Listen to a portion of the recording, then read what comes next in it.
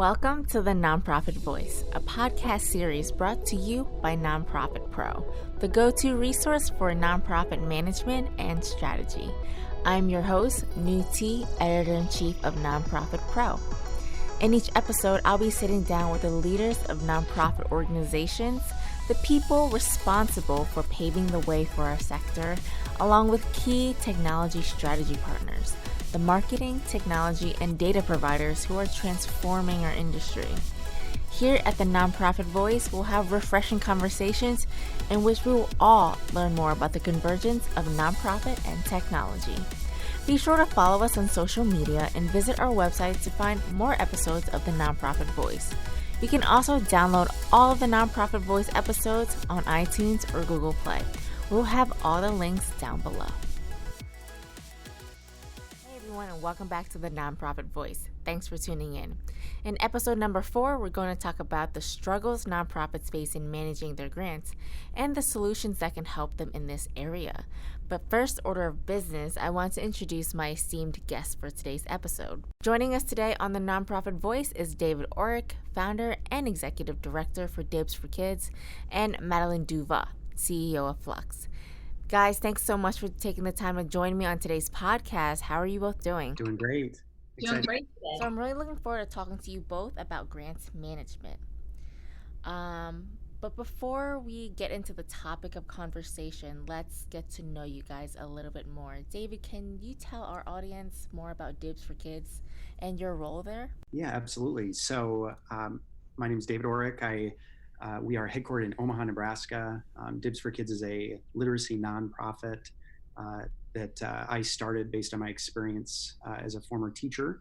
I was a Teach for America teacher in New Orleans. Had a very humbling experience in the classroom and specifically had some specific aspects of support that I wish that I had had. And DIBS is kind of the product of that. We help teachers, especially in high poverty schools, to distribute books with students through a technology that we built that lets students actually check the books in and out directly from the classroom. We like to say that we're trying to both make it really easy for teachers to send books home, but also to try to make it to where kids really want to read the books in the home every night instead of all the other things that they could be doing at night. So we're very excited to be here. Looking forward to talking a little bit about grant management today. Awesome. That's a wonderful story. Madeline, tell us a little bit more about Fluxx. Great, happy to do that. So happy to be here and to be with David and with you, Nhu. So Fluxx is really a cloud-based platform that's connecting the givers and doers. And the whole idea is really to help increase the visibility, the capacity building, and the impact in the philanthropic ecosystem. We come from, it's a team that is a bunch of technologists, but we also have a heart for philanthropy. You know, I come from a family that's always been very socially minded. My father was the councilman and a mayor. My mother was on many, many boards. So it was just sort of bred in the bone.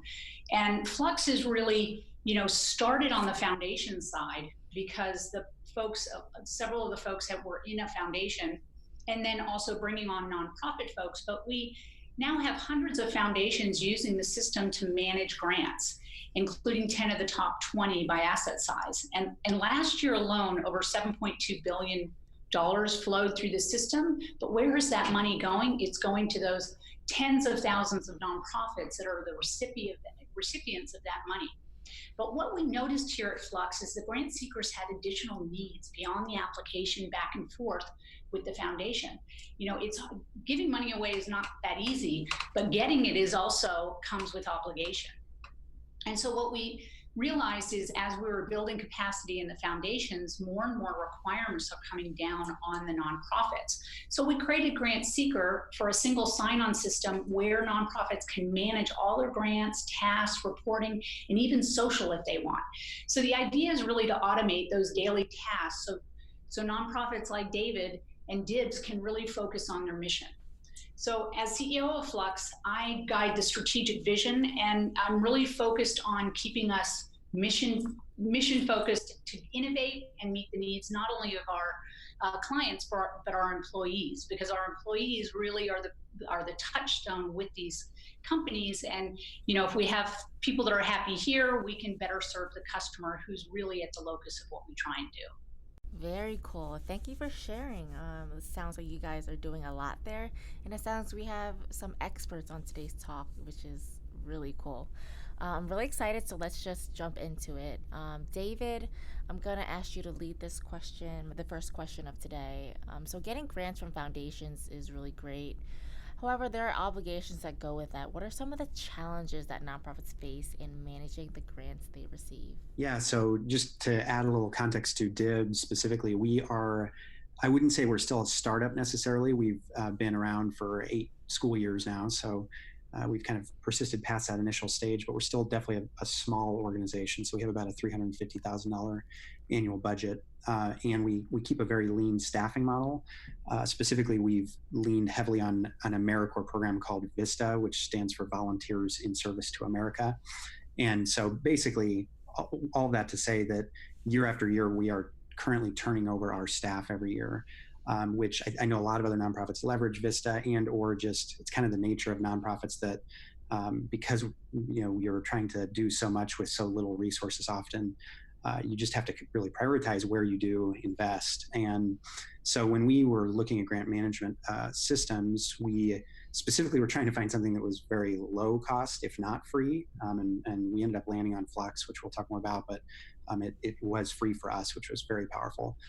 But also the fact that there's these obligations that you mentioned. It can't be free and so free that it's not actually useful, which is what we were previously finding with the spreadsheets that we were creating in-house. It didn't cost us anything, but at the same time, we didn't have confidence that, as people were starting to trust more and more money with us, that we were actually going to be positioned to follow through on updating them in a timely way and making sure that we hit their report deadlines and making sure that we spend the money by the date that we had told them that we would spend the money by.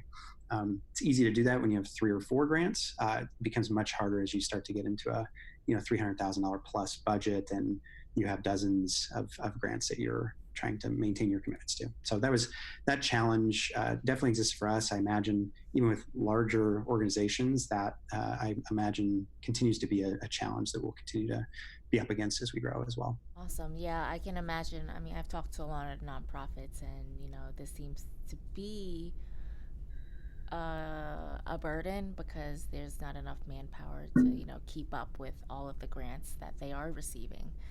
So Madeline, I know Fluxx works with aligned clients, and I know you guys have a lot of experience with this. So can you talk about some of the challenges that you're seeing in the space when it comes to managing grants? Yeah, I think the challenges are across the board. I think, if foundations have their theories of change and they're coming at it from a macro perspective, right? So they're trying to impact, they have their mission statement. What am I trying to do? Am I trying to work on education where something like DIBS is very important? Am I trying to look at the environment? And so they have their perspective, but I think sometimes, grants get given. And as you give that, as David was saying, you have obligations in return. What's the budgeting? When are the payments coming in? When are my reports due back to the foundation? Am I getting the right reporting? How am I getting more donors? So I think there's myriad of challenges that they face. And I think really giving people the right tools at the right time so that they can coordinate internally. So there's more collaboration internally. Of course, you need to collaborate externally with the foundation, but really managing and tracking those strategic initiatives. The budget, as David talked about, budgeting is a very difficult thing. You've got foundations, and as David said, it's one thing when you have one grant, but even just one grant can be difficult if it's a large sum of money, which is a good problem and a bad problem. Right? Because you want the money, but again, the obligations come. So how do I track that? How do I make sure that I'm doing each and everything that I do? So really giving people the tools so that those things are streamlined so that they're not running around with their hair on fire. So when you're sitting there and applying for a grant, wait, where's the latest mission statement? Is it in Google Docs? Is it in Slack? Is it in my email?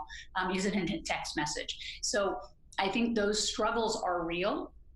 And giving people a way to manage documents, manage tasks, collaborate internally is super important because, again, at the end of the day, what folks like David are trying to do is help educate these children, get books into their hands so that they're reading 50, 60 books a year.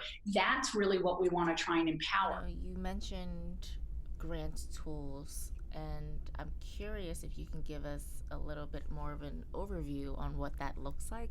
I know there are a lot of, companies out there who offer grants management software.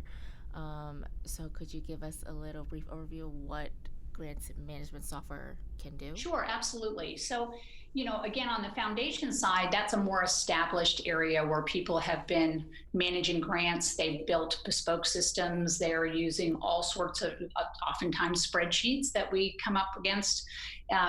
And then legacy systems. And so we've created a streamlined user experience for that foundation, and nonprofits have been coming into that, because if you're going to apply for a grant at the MacArthur Foundation or Ford Foundation, you're coming in through the Fluxx system.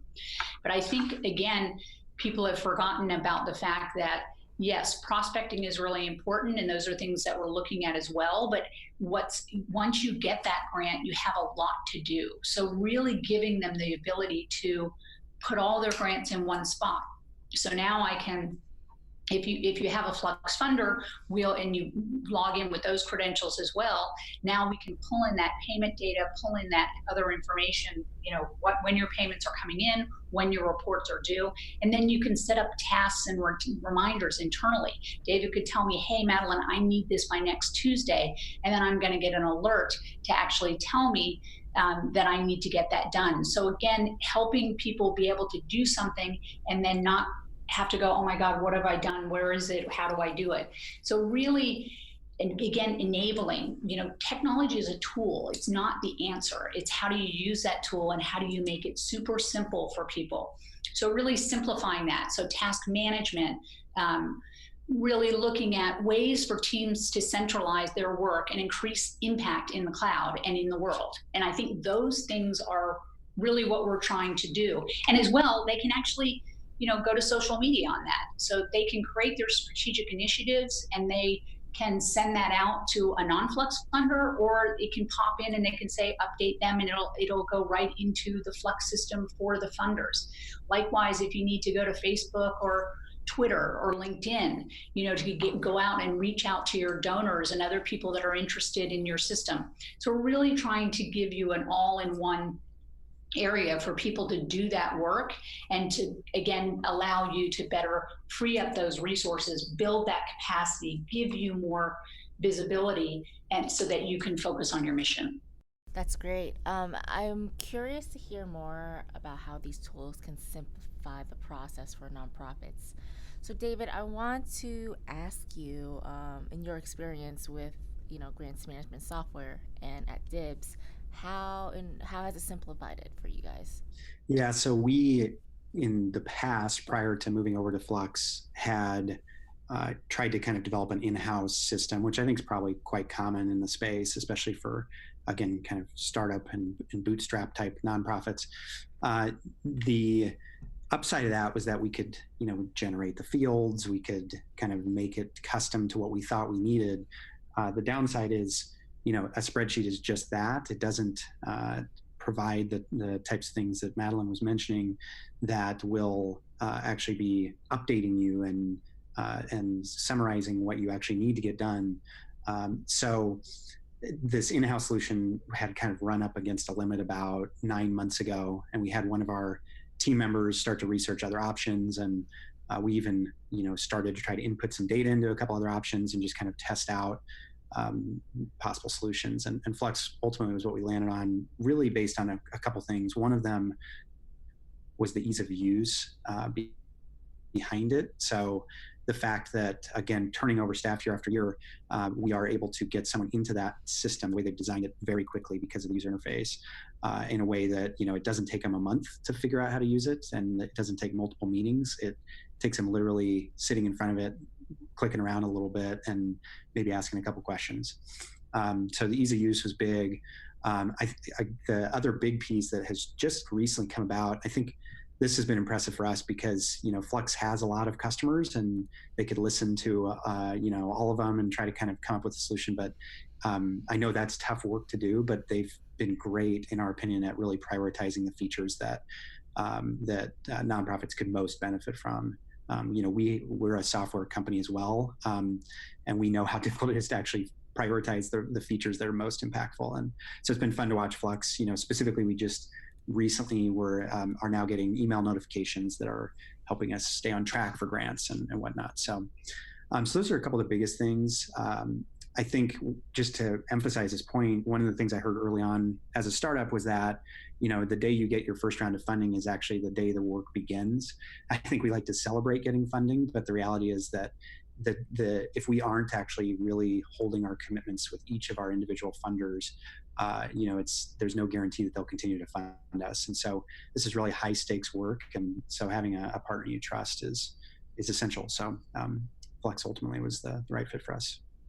But whatever your fit is, this isn't just a plug for them. It's just, speaking to other nonprofits and other founders of nonprofits specifically, whatever your needs are specifically, getting a tool early so then it's kind of embedded in your culture is really, really critical. Yeah, I think David really hit the nail on the head. And, technology is increasingly being seen as essential for this nonprofit space. But again, it's got to be easy to use. It's got to suit your organizational needs and solve the challenges that you're facing. So I think it's important. And yes, we all start with, okay, we can just do it on a spreadsheet. We can do this. And that's great because that's going to help you understand really what you need and what's lacking. And I think that's really what you got to look at, is really to define not just what you want in something, but what do you critically need and what's going to help your users. And then that ease of use, we all expect it. We all have iPhones and these, smartphones in our hands, and we expect this simplicity and ease of use. And that's no excuse to not deliver that in the enterprise software area. And so we've really, I'm glad that you noticed that, David, because that's something we really focus on is really that user experience, because one, it's high turnover, but at the end of the day, the tool is not your job. The tool is supposed to be an enabler for the job that you're trying to do and the mission that you're trying to deliver. So I think it's just critically important to really look at those kind of things to make sure you can get what you need out of it. And we always, even if you try the tool and you don't like it, we would love to know that as well, because criticism is as good and sometimes better than the praise, because we need to know, users like DIBS was coming back and saying, yeah, this is great, but how am I supposed to know I'm off doing something else? So these notifications were something that came from the user community. And I think that's one of the things you want to look for in any partner is listening skills. You want to be able to listen, and it's not easy to just turn on a dime with software, although it seems like it is. But you really want people to be listening and bringing out new features and functionality, and everybody has the right to demand that as users and participants in this kind of new economy where technology is no longer a sector, it's part and parcel of everything we do in our everyday lives. Yeah, I really love how you said that. And outside of grants management, I talk about this a lot at NonProfit Pro because, the nonprofit tech is exploding in our sector right now. And there's a lot of companies out there, and it's hard for nonprofits to understand where they need to go. So the number one thing we always tell, our readers and our listeners and our audience is that you need to find someone who understands what you're looking for and is going to be not just a vendor to you, but a partner to you to help you grow as an organization. So with that said, I'm gonna kind of transition over to looking for a potential software partner. What should nonprofits look for? David, I would love to hear your insights from DIBS, and you kind of touched on it already in your previous answer. Yeah, I just want to kind of emphasize again the ease of use piece. One of the things I didn't touch on that we've recognized is stability within a system as well. So, just trying to kind of look ahead, is it a company that seems to be tapping into a market where they're going to be around in 5 years? I think is something that is worth kind of considering in this new software economy, as Madeline mentioned. So, have they kind of tapped into a need that seems like it will be an organization that is going to be reliable and someone that you can confidently move over to was another big thing. And on that point, I think one of the things that stood out to us about Fluxx was the grant maker side of the work that they do. So we know what the needs are for nonprofits, and we've experienced personally the benefit of this web-based approach. But we've had a hunch for a while that a lot of the foundations we work with also have a significant need for a better, kind of more streamlined system. And so we felt very confident that that was where Fluxx's kind of revenue side of things has been.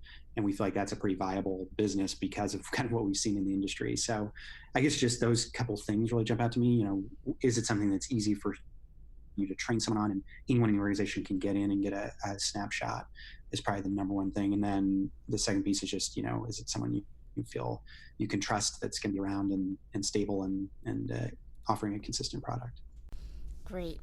So, you know, with every good thing, there's always challenges that come along with it. And Madeline, I know you live this on a day-to-day basis, so I'll let you lead this question. But what challenges are we facing in grants management software, and how can our sector address it in the future? Yeah, I think there are a lot of challenges. I mean, I think, you know, this has been an industry that has been around for a long time, this sector, right? It's hundreds of years old, in fact, thousands, if you think about in the early days when people would tithe and those kind of things. You know, it's an industry that's steeped in history, and it's an industry that has, everybody likes to do it their own way. And one of the CIOs that I know from one of our customers had said to me, you know, we're all a bunch of snowflakes. We like to do things differently as foundations. And I think that approach, while very important, it also creates a burden for the nonprofit, because if you've got 10 grants and you have people asking for 10 different budgets, 10 different ways of looking at things, you know, each one has their 10 different, you know, metrics that they want to come across. Those, I think, are challenges that software can help to solve, but it's also something that as an industry, we have to do some introspection about what are we doing. And as we get more digitally transformed in the foundation side, you know, funding needs to happen for nonprofits to also become more digitally transformed. Because as I learn more on the foundation side, it's like, ooh, now I can learn this, or I could ask that. And that creates an additional burden. So really kind of, we all need to step back and think about how do we do this in a way that makes sense, and then how do we deliver that with this tool called technology to be able to facilitate this type of interaction and the needs so that they can get met.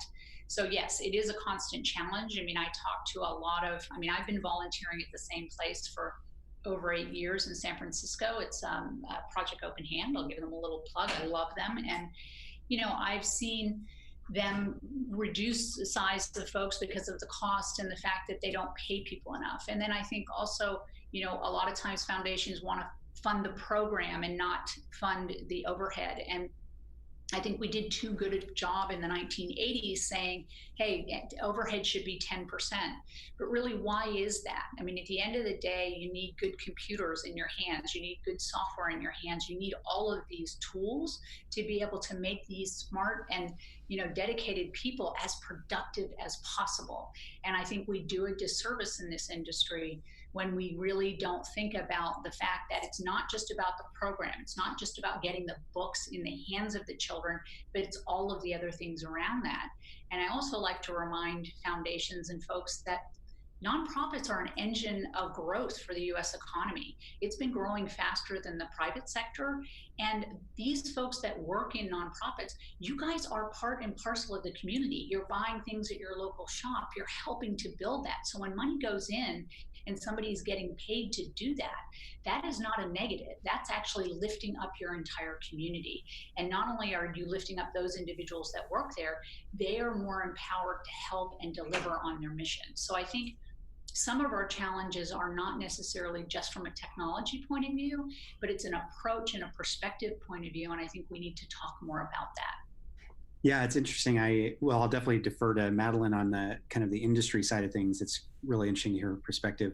I will just kind of speak to other nonprofits momentarily. I think one of the things that I've experienced over the last 8 years doing this work, and we were just talking about this with a team that we're currently training that's coming into our organization, is that really one of our main competitive advantages is simply that we keep showing up and that we keep delivering on our commitments that we're making to funders and to schools and to teachers. And that seems like kind of an obvious thing, but I think especially as a startup, not just delivering on that one thing can cripple you. We are working with urban schools. Our average poverty rate of our schools is over 80%. And these are students who, nationally, they have recognized that about 60% of kids in poverty don't have a single age-appropriate book in their home. You're working with teachers who know this, but are too taxed in order to do anything directly about it oftentimes. And so as a result of those dynamics, our ability to actually just simply deliver on the commitments we're going to make, and then learn as we go where we can make more commitments or where we need to, back off and not continue to do something because it's not scalable. Just kind of speaking to nonprofits, I feel like the grant management side of things ends up being just one of many things in that puzzle. But if you don't get it right, the funding piece to it is so central to everything that putting a bad taste in one funder's mouth could have really crippled us early on, and we're still susceptible to that even 8 years down the road. So it's just very high stakes. Getting this right, I think, is maybe the big thing I'm communicating there, and so making sure you really prioritize it, take it seriously, and know that if you miss the mark with one funder in this competitive nonprofit world, it could really affect your business significantly. So that's all I have on that. Yeah, this has been a really great conversation, and I think you both gave a lot of wonderful insights for nonprofits on this topic. But before we end, I want to ask if there's one piece of advice that you could give to nonprofits who are listening today, what would that be? So I think as I'm reflecting again on the last 8 years, I think the biggest piece of advice I personally have is that grant management seems like a task that you can just outsource, or that eventually there's just going to be a solution in place that will magically appear.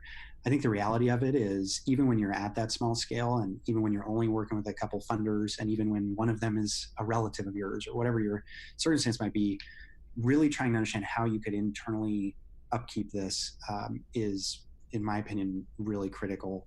Because yes, you might eventually get to the scale where you can outsource it, and it doesn't need to be something that you directly manage, or you have a staff member who that's their sole focus. But more often than not, it ends up being something that you have to have multiple people across your team really clear and really understanding of what actually needs to be done, this week, this month, this year.